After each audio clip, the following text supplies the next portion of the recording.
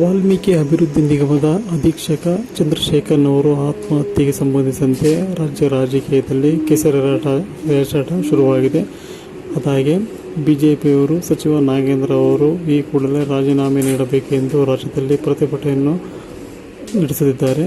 ಅದೇ ರೀತಿ ಸರ್ಕಾರ ಈ ಪ್ರಕರಣ ಸಂಬಂಧ ಸಿಐಡಿ ತನಿಖೆಗೆ ವಹಿಸಲಾಗಿದೆ ಎಂದು ವಾಲ್ಮೀಕಿ ಸ್ವಾಭಿಮಾನಿ ಸಂಘದ ರಾಜ್ಯಾಧ್ಯಕ್ಷ ಚಳುವಳ್ಳಿ ರಾಜಣ್ಣ ಅವರು ಮಾಧ್ಯಮ ಪ್ರತಿಕ್ರಿಯೆ ನೀಡಿ ಸಾಕಷ್ಟು ವಿಚಾರಗಳನ್ನು ತಿಳಿಸಿದರು. ಇದರಲ್ಲಿ ರಾಜಕೀಯ ಮಾಡಬಾರದು, ಸರ್ಕಾರ ಈ ಪ್ರಕರಣ ಸಂಬಂಧ ತನಿಖೆಗೆ ಆದೇಶ ನೀಡಿದೆ, ಆ ತನಿಖೆ ಪಾರದರ್ಶಕವಾಗಿ ನಡೆಯಲಿದೆ ಎಂದು ಇದೇ ವೇಳೆ ಅವರು ತಿಳಿಸಿದರು. ಸರ್ಕಾರ ಇನ್ನೂ ಆಕ್ಷನ್ ಪ್ಲಾನ್ ಮಾಡಿಲ್ಲ, ಮತ್ತು ಬೇರೆ ಯಾವುದಕ್ಕೂ ಯೋಜನೆ ಬರಲ್ಲ. ಇಂಥ ಸಂದರ್ಭದಲ್ಲಿ ಮಂತ್ರಿಗಳು ಮೌಖಿಕ ಆದೇಶನ ಮಾಡಿದ್ದಾರೆ. ಎಮ್ ಡಿ ಅವ್ರಿಗೆ ಮಂತ್ರಿಗಳು ಒತ್ತಡನ ಮಾಡ್ತಾ ಇದ್ದಾರೆ. ಅದರಿಂದ ಬೇಗ ಮಾಡು ಅಂತಂದೇಳಿ ನನಗೆ ಎಮ್ ಡಿ ಅವರು ಒತ್ತಡ ಹಾಕಿದ್ರು ಅಂತಂದೇಳಿ ಅವರು ಆತ್ಮಹತ್ಯೆಯನ್ನು ಮಾಡ್ಕೊಂಡಿದ್ದಾರೆ. ಆ ಜೀವ ಹಾನಿ ಆಗಬಾರ್ದಾಗಿತ್ತು. ಥರದ ಪರಮವಾದಿ ಮತ್ತು ರಣ ಹಿಡಿತನ, ಆತ್ಮಹತ್ಯೆ ಅನ್ನೋದು ರಣ ಹಿಡಿತನ ಜಯಿಸಬೇಕಾಗಿತ್ತು. ಆದ್ರೂ ಆ ಕುಟುಂಬದ ರಕ್ಷಣೆಗೆ ಸರ್ಕಾರ ಬರಲಿ. ಸಿಗಬೇಕಾದಂಥ ಮೂಲಭೂತ ಸೌಲಭ್ಯಗಳು, ಎಲ್ಲ ರಕ್ಷಣೆಗಳು, ಅಗತ್ಯ ಸೌಲಭ್ಯಗಳು ಮತ್ತು CJ ಗ್ರೌಂಡಲ್ಲಿ ನೌಕರಿನೂ ಸಹ ಆ ಕುಟುಂಬಕ್ಕೆ ಕೊಡಬೇಕು. ಕೇಂದ್ರ ಅವರ ಕೈವಾಡ ಇದೆ ಅಂತಂದೇಳ್ಬಿಟ್ಟು ಆಡಳಿತ ವ್ಯವಸ್ಥೆಯ ಅರಿವಿಲ್ಲದೆ ಇರೋರೇನಾದ್ರು ಮಾತಾಡಬೇಕಿದೆ. BJP ಪಕ್ಷದವರು 0 ಗ್ರೇಡ್ ಇಶ್ಯೂಗಳನ್ನು ತಗೊಂಡು ಅದನ್ನು 100 ಗ್ರೇಡ್ಗೆ ಏರಿಸ್ಕೊಂಡು ಹೋಗೋದು ಕಣ್ಣಿದೆ. ಇಂಥ ಪ್ರಕರಣಗಳು, ಇಂಥ ಉದಾಹರಣೆಗಳು ನೂರಾರು ಸಿಗ್ತವೆ BJP ಪಕ್ಷದವರು ಮಾಡೋಂಥದ್ದು. ಅವರು ಉದ್ದೇಶ ಸದನ ಒಬ್ಬ ದುರ್ಬಲ ವರ್ಗದ ನಾಯಕರ ಮೇಲೆ, ದುರ್ಬಲ ವರ್ಗದ ಸಮುದಾಯಗಳ ಮೇಲೆ ಅವ್ರದ್ದು ಯಾವಾಗಲೂ ದಾಳಿಗಳಿದ್ದಿದ್ದೆ. ಹೆಂಗೆ ನಾಗೇಂದ್ರ ಅವರು ಹೊಣೆಗಾರಿಕೆ ಆಗ್ತಾರೆ, ಅವರು ಚೆಕ್ಕಿಗೆ ಸೈನ್ ಹಾಕ್ತಾರ, ಪತ್ರಗಳನ್ನು ಬರೆದಿದ್ದಾರ, ಹೋಗಲಿ ಅದಕ್ಕೆ ಕ್ರಿಯೆ ಯೋಜನೆ ಆಗಿದೆಯಾ, ಅದಕ್ಕೆ ಪ್ಲಾನ್ ಆಗಿದೆಯಾ? ಆ ಕ್ರಿಯೆ ಯೋಜನೆ ಆಗಿ ಪ್ಲಾನ್ ಆಗಿ ಆದ್ರೂ ಸಹ ಒಬ್ಬ ಮಂತ್ರಿ ಅಥವಾ ಒಬ್ಬ ಅಧಿಕಾರಿ ಅನುದಾನವನ್ನು ತಕ್ಷಣಕ್ಕೆ ಕೊಡಬೇಕಾದ್ರೆ ಒಂದು ಮಿತಿ ಇದೆ, 99 ಲಕ್ಷ ಅಂತ. ಈಗೇನೋ ಒಂದು ಸ್ವಲ್ಪ ಹೆಚ್ಚುವರಿ ಆಗಿರ್ಬೋದು. ಅದು ಯಾವ ಸಂದರ್ಭ? ಅತಿವೃಷ್ಟಿ, ಅನಾವೃಷ್ಟಿ, ತುರ್ತು ಸಂದರ್ಭದಲ್ಲಿ ಕೊಡ್ಬೋದು. ಇದು ಯಾವುದೂ ಅಲ್ಲ.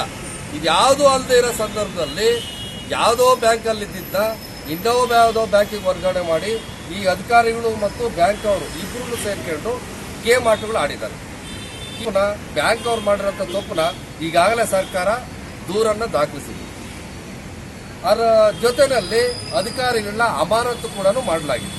ಈ ಪ್ರಕರಣವನ್ನು COD ತನಿಖೆಗೆ ವಹಿಸಿದ್ದಾರೆ. ಇದರಲ್ಲಿ ಪಾಲ್ದಾರಿಕೆ ಇರೋದಿಲ್ಲ ಮತ್ತು ಇವ್ರ ಪಾತ್ರ ಇರೋದಿಲ್ಲ ಅಂತಂದು ಗೊತ್ತಿದ್ರು ಇವರು ಸಹ ಈ ರಾಜ್ಯದಲ್ಲಿ ಆಡಳಿತನ ಮಾಡಿ, ಆಡಳಿತ ವ್ಯವಸ್ಥೆ ಹೆಂಗಿರ್ತದೆ, ಅದರ ಆಯಾಮಗಳೇನು, ಅದ್ರ ಮೊದಲುಗಳೇನು ಅಂತಂದೇಳಿ ತಿಳಿದಿದ್ರು ಸಹ ಇವರು ಅಟೆನ್ಷನ್ ಡೈವರ್ಟ್ ಮಾಡಿ ಒಬ್ಬ ದಲಿತ ನಾಯಕನನ್ನ, ಒಬ್ಬ ದುರ್ಬಲ ವರ್ಗದ ಮಂತ್ರಿಯನ್ನ ಬಲಿ ಪಡೀಲಿಕ್ಕೆ ಇವ್ರು ಮಾಡಿದಂಥ ಒಂದು ದುರುದ್ದೇಶ ಪೂರ್ವಕವಾದ ಕೂಡ ಆತ್ಮಹತ್ಯೆಯನ್ನು ಮಾಡ್ಕೊಂಡಿರ್ತಕ್ಕಂಥದ್ದು.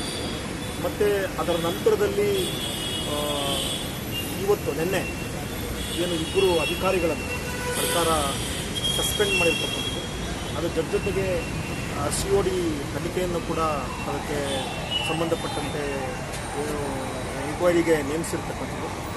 ಮತ್ತು ಅದರ ಜೊತೆಗೆ ಬಹಳ ಮುಖ್ಯವಾಗಿ ಬ್ಯಾಂಕು ಮತ್ತು ಸಂಬಂಧಪಟ್ಟಂಥವ್ರ ಮೇಲೆ FIR ದಾಖಲಿಸಿ, ಮತ್ತು ರಾಜನವರು ಹೇಳಿದಾಗೆ ಈಗಾಗಲೇ ಒಂದಿಷ್ಟು ಹಣವನ್ನು ಕೂಡ ರಿಕವರಿ ಕೂಡ ಮಾಡಲಾಗಿದೆ. ಸೊ ಇಲ್ಲಿ ನಾನು ಹೇಳ್ತಕ್ಕಂಥದ್ದು ಏನಪ್ಪ ಅಂತ ಹೇಳಿದ್ರೆ, ಇದು ಕೇವಲ ವಾಲ್ಮೀಕಿ ನಿಗಮದ ಸಮಸ್ಯೆ ಅಲ್ಲ, ಇದು ಎಲ್ಲ ನಿಗಮಗಳ ಸಮಸ್ಯೆನೂ ಇದೆ. ಯಾಕಂತ ಹೇಳಿದ್ರೆ ನಿಗಮಗಳು ಇರೋದೇ ಆಯಾ ಸಮುದಾಯಗಳಲ್ಲಿ ಯಾರು ಬಡವರಿದ್ದಾರೆ, ಯಾರಿಗೆ ಅವಕಾಶಗಳಿಂದ ವಂಚಿತರಾಗಿದ್ದಾರೆ, ಅವರಿಗೆ ಒಂದಿಷ್ಟು ಸೌಲಭ್ಯಗಳನ್ನು, ಅವರಿಗೆ ಒಂದಿಷ್ಟು ಹಣ ಸಹಾಯವನ್ನು ಮಾಡೋದಕ್ಕಂತ ಇರ್ತಕ್ಕಂಥದ್ದು ನಿಗಮಗಳು.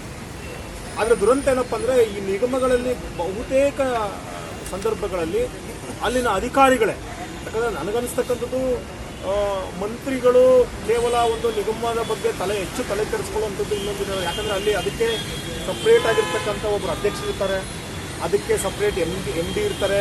ಸೊ ಹಾಗಾಗಿ ಅದೊಂದು ರೀತಿ ಬಹುಶಃ ಅದನ್ನು ಒಂದು ರೀತಿ ಓವರ್ಲುಕ್ ಮಾಡ್ಬೋದು ಅಷ್ಟೇ ಹೊರತು, ಬಟ್ ಅದರ ಇಡೀ ಒಂದು ವ್ಯವಹಾರವನ್ನು, ಅಡ್ಮಿನಿಸ್ಟ್ರೇಷನನ್ನು, ಫಿನಾನ್ಷಿಯಲ್ ಟ್ರಾನ್ಸಾಕ್ಷನನ್ನು ಮಾಡಲಿಕ್ಕೆ ಸಪ್ರೇಟ್ ಆದಂಥ ಒಂದು ಟೀಮ್ ಇರ್ತದೆ.